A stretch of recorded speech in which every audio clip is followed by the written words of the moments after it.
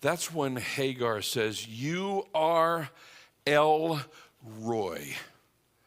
El Roy. El is the proper name for God in the Old Testament. You'll hear this word El coming back over and over and over again. It is Hebrew shorthand for the proper name of God. They never speak the name out of reverence, so El becomes the shorthand, El Roy. Now, Roy is not some guy named Roy out in the desert, not my cousin Roy. El Roy is a Hebrew word that means, blessed be the God who sees. El Roy is the God who sees. Hagar says in verse 13, then, the scripture says, Hagar says, then she called the name of the Lord who spoke to her.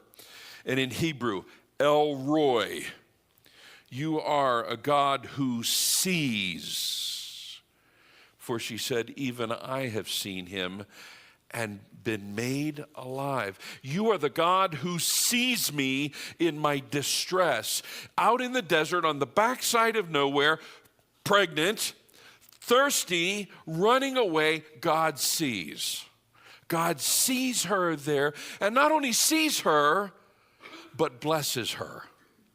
God sees. In my distress, Hagar says, you've taken notice.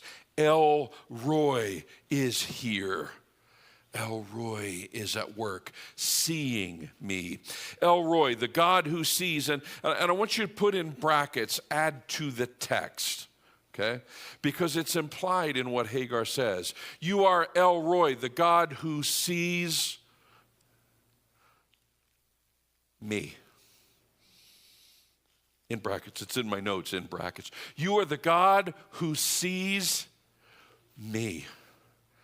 In all of this mess, in all of this distress, in all of this tumult, El Roy sees me. It is God's personal knowledge, God's personal care, God's awareness of individuals, particularly those in distress or who are overlooked.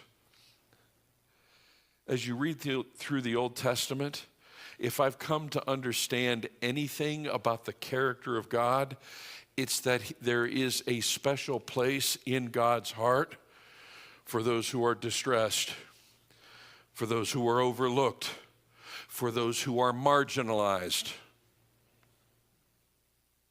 I preached a few weeks back about the widows, the orphans, the immigrants.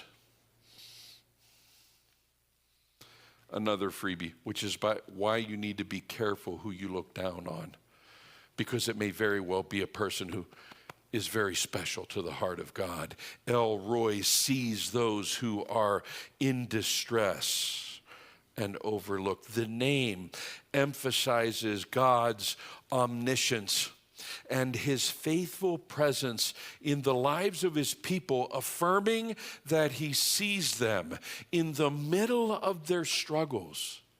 He does not overlook them.